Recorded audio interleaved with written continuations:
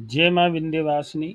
लग्न भाव अध्याय। तो लग्न से विचार किया जाता है देह सुख का, शरीर सुख का। इसके बारे में पराशर जी कहते हैं, यदि लग्नेश पाप युक्त हो, है ना, किसी ग्रह पाप ग्रह की दृष्टि हो, पाप ग्रह के साथ युति हो, पाप ग्रह की राशि में बैठा हो वो, तो इस प्रकार से लग्नेश पाप युक्त हो जाता है या 6, 8, 12 भावों में चला गया हो, तो व्यक्ति को शरीर का सुख कम होता है, वो अपने शरीर से सुख कम प्राप्त करता है। यदि यही लग्नेश शुभ ग्रहों के साथ बैठ गया हो, केंद्र या त्रिकोण में बैठ गया हो, तो जातक को शरीर का सुख प्राप्त होगा।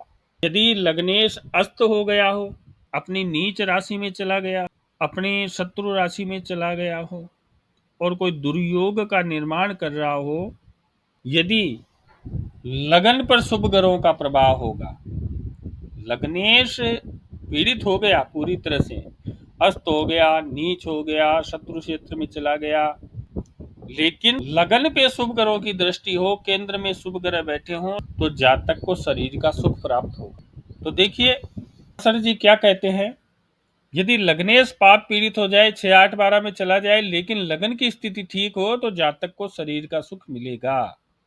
तो शरीर के सुख के लिए केवल लग्नेश का विचार नहीं करेंगे, लग्न का विचार भी करेंगे। तो किसी भी भाव के फलों के लिए उस भाव को देखोगे, उस भावेश को देखोगे, इस प्रकार से पराशर जी कहना चाहते हैं। अब आगे कहते हैं, लगन या चंद्रमा पर क्रोध ग्रह की दृष्टि हो, पाप ग्रहों की दृष्टि हो, तो जातक को शरीर सुख कम मिलता है। और यदि लग्नेश पर अच्छी दृष्टि होगी तो मिल जाएगा। दो है ना, दोनों में से दोनों पे होगा तब जाकर कहीं शरीर का सुख नहीं मिलेगा। लग्न और लग्नेश का विचार करो। यदि लग्न में शुभ ग्रह बैठे हैं, शुक्रदेव बैठे हैं, गुरुदेव बैठे हुए हैं, चंद्रदेव बैठे हुए हैं, बुध देव बैठे हैं, तो जातक बहुत सुंदर और आकर्षक दिखेगा।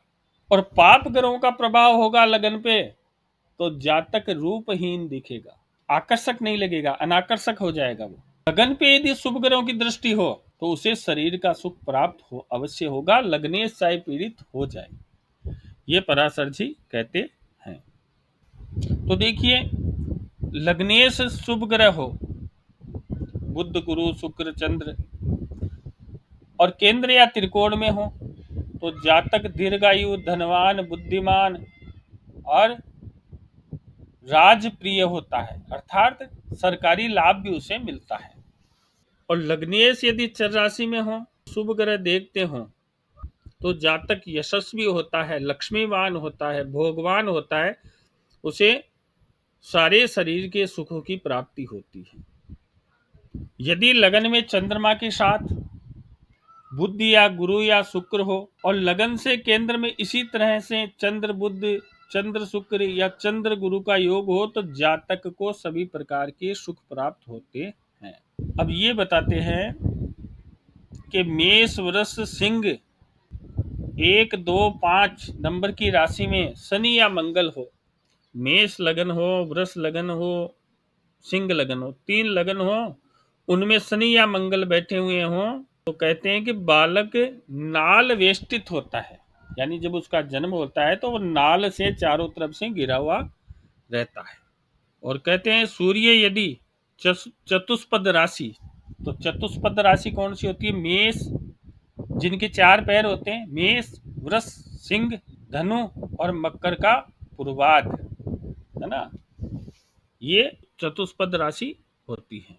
सूर्य यदि चतुष्पद राशि में हो और बाकी के ग्रह द्विस्वभाव राशि में हो, तो जुड़वा बच्चों का जन्म होता है। और यदि लगन में राहु हो और उसे चंद्रमा देखे, तब भी जुड़वा बच्चों का जन्म होता है। नवमांश में भी स्थिति उसकी देख लीजिए। सूर्य व चंद्रमा यदि एक ही भाव में तथा एक ही नवमांश में हो, तो जातक 3 माताओं का दूध पीता है तथा 3 मास बाद पिता व भाई द्वारा पाला जाता है। आप ये कह सकते हो कि सूर्य व चंद्रमा यदि एक ही भाव में हो, एक ही नवमांश में हो, तो वो जातक पिता या भाई के द्वारा पाला जाता है। इस प्रकार से आप लगन से विचार करते हो, लगन कुंडली से विचार करते हो, उसी प्रकार से आप चंद्र कुंडली से भी विचार कर सकते हो। आपको किसी भाव का विचार करना है, किसी भी भाव का विचार करना है, तो जिस भाव से उस भाव को लगन बना लीजिए। भाव से मान लीजिए आपको छठे भाव से विचार करना है, छठे भाव को लगन बना लीजिए। यदि केंद्र में शुभ ग्रह केंद्र या त्रिकोण में, तो उस भाव के शुभ फल प्राप्त होंगे। जिस भाव का स्वामी अपने भाव से 6-8-12 में चला गया या लगन से 6-8-12 में चला गया, तो उसकी अवस्था देख लीजिए। शत्रु क्षेत्र में बैठा है, नीच राशि में बैठा है, अस्त है, तो उस भाव से संबंधित फलों की हानि होगी, और इसके यदि विपरीत होगा तो लाभ होगा।